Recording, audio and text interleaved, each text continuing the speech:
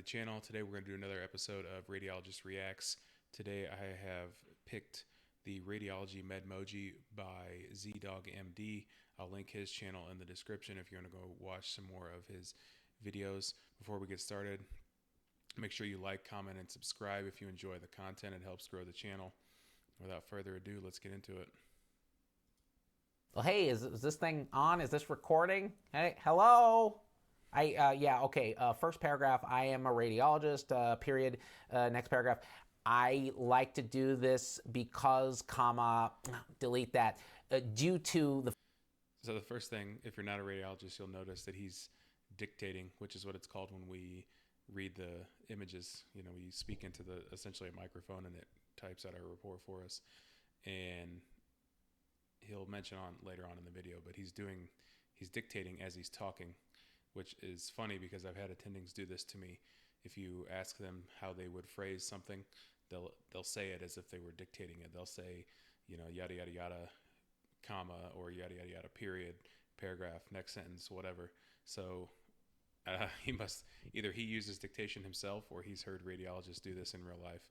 So that's kind of funny because it actually happens. The fact that I like things like electrons and positrons, period, next paragraph, magnets. I like magnets and human. So the next part, electrons, you know, magnets, stuff like that. I think that's probably what a typical person thinks radiologists are like, you know, that we like physics. Truthfully, I think most of us actually hate physics. It's just something we have to do as part of our job. So are definitely bookworm type radiologists that exist as he just described them. But I think for the most part, we're more normal than people like to give us credit for. Humans? No, I don't like them. They're gross and they talk too much. Period. Next paragraph.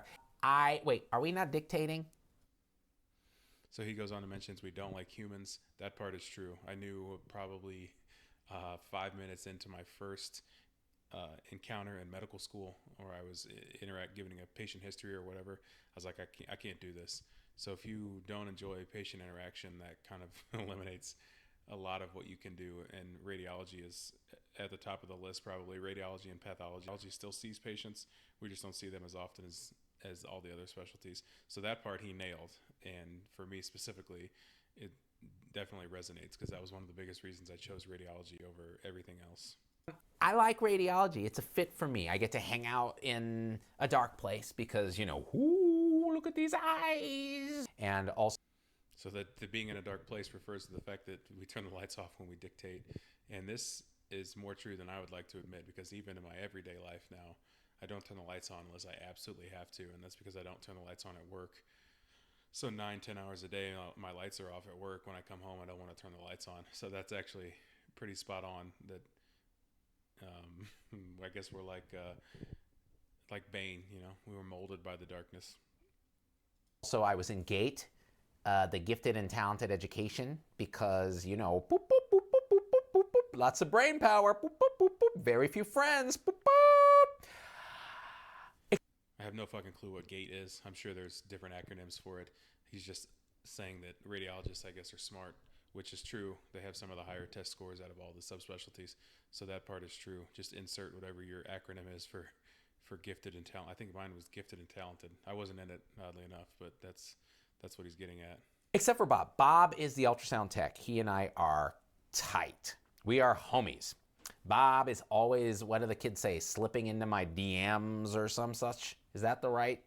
That was funny because the subtitle said BM instead of DM. But this is interesting because Bob, he's referring to Bob, I'm assuming is made up. But I actually am friends with an ultrasound tech, and we run a podcast together. His name is Dennis. Our podcast name is Rad Talk, which is the same as this page that you're watching this on. So this one kind of rang true for me personally because I have an ultrasound friend his name is not Bob, but it's very true to me. Bob. Anyways, Bob has lots of tattoos, so the patients sometimes get a little bit whoop, whoop, whoop, like, you know. Except in my scenario, Bob doesn't have the tattoos. I have the tattoos. I'm covered in them. So it's the roles are switched there, but everything else is pretty spot on. Bob, are you gonna probe my gallbladder with an arm sleeve that says I love Satan? And yet the patients love him. He can rule out appendicitis with an ultrasound. Like, it's not even equivocal. It's just, no, it's cool. And the worst thing, though, sometimes he'll just tell the patient, yeah, your appendix is fine. And then I read it, and I'm like, yeah, your appendix is fine. And the patient's like, yeah, no shit, Sherlock. I talked to Bob. And I'm like, you're not supposed to talk to Bob about that. That's why I get paid the big money. That's true. Techs are not supposed to give out the diagnosis. I personally don't care if they do until they say something and I disagree with it. Then we have kind of an issue, but that's just a play on radiologists not wanting techs to tell the diagnosis to the patient when they scan them. Ultrasound techs specifically. Hey, Bob can't bill for that diagnosis. Anyways, is it bright in here or is it just me? Another reference to the lights. Also still true. It's too bright. If you other doctors are watching, okay, people that my dad calls real doctors, there are a couple pet peeves that us radiologists have. Also, you'd be surprised how real that last sentence is about radiologists not being considered real doctors. I think a lot of us don't even consider ourselves real doctors. If you are on a plane and someone says, someone has a heart attack and they ask if there's a doctor on board, a radiologist is not going to raise their hand because they have no idea what to do in that scenario. So that's kind of funny because that's kind of a joke. I use it all the time in my everyday life, but I think that holds true for a lot of radiologists. Number one, let me know why you're ordering a total body CT scan. And if it's rule out gout, I might just have Bob call you up and threaten your life because that's insane. It exposes to our patients a little thing called radiation, which, woo! You think vaccines are bad and cause autism? Try radiating your chesticles with like 10 billion rentigens for no reason. So going back to his ordering a whole body scan for gout, this is true for every radiologist. We hate it when people order something that you can tell they don't know why they're ordering it or it's the wrong exam or whatever. Instead of just like picking up the phone and calling us to ask like, hey, what should I order in this situation? They'll just order the dumbest shit. And then we get pissed off because you have to read a whole chest, abdomen, pelvis for if its indication is gout, that's not going to even likely find gout. So that's definitely a pet peeve for most, if not all, radiologists. And it contributes on a more serious note to, rising costs and as he just mentioned, exposure to radiation, unnecessary exposure to radiation. So it's definitely, he's making a joke out of it and it's a pet peeve and whatnot, but it's definitely something that happens every day and we as radiologists try to address every day, but usually to no avail. Don't ever ask me to say rentigen again. Number next, the ER. The ER is the worst. Come on, guys, what is this, a fishing expedition? Yeah. Is this Gilligan's Island? Oh, sit right back and we'll order every single test we can because we're covering all our asses against that guy in 10. The ER orders like 20 studies and then you call them and you're like, so what are these studies for, compadre? And they're like, oh, we haven't seen the patient yet. That last line, oh my God, that pisses me off more than anything because they haven't even seen the patient. And a lot of times hospitals will have triage people at the front desk. So they'll take the history and the patient says, here's my history. And then they order exams based off of that. And it goes back to the saying garbage in, garbage out. So when we get a garbage history, it just says pain or whatever. Then you get a garbage report back out. So that is maybe my number one pet peeve in radiology is that people order exams without even seeing the patient yet. I actually saw a TikTok, I think it was TikTok the other day, and he was making a joke of this, and I commented that at least he was at least seeing the patients first. A lot of ER physicians won't even see the patient before they order image. All those rentigens flying around for no clinical reason? I still get paid though, so it's all good. Keep them coming, boys. Yeah. And then unfortunately, I work in private practice, and then this is usually the thought process here is that we still get paid, so go ahead and keep ordering them. I don't agree with that. I would rather read less and make less, but it's just the world of American healthcare. Yeah, my favorite though is the stat exams. It's like, rule out cancer, stat. Homie, that patient has been worried about cancer for the last whole entire life. Why do you need a stat rule out cancer? And first of all, you can't rule out cancer with a scan. Guys, garbage in, garbage out. Hell. See there he says garbage in, garbage out. But those last two sentences there go into one, you can't rule out cancer with an exam, which is true. Even if we see something we think is cancer, it still has to get biopsied to prove that it's cancer. And then the point before that was ordering it stat. A lot of providers have no clue what is actually a stat exam and what isn't.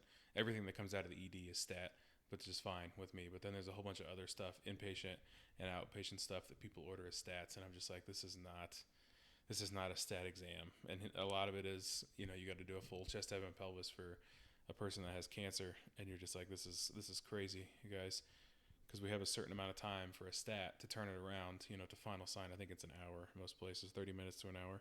And sometimes if these scans are complicated enough, they can take you that long to read. And then the referring physician is pissed off because it took you too long, and you're just like, dude, this was not a stat exam to begin with.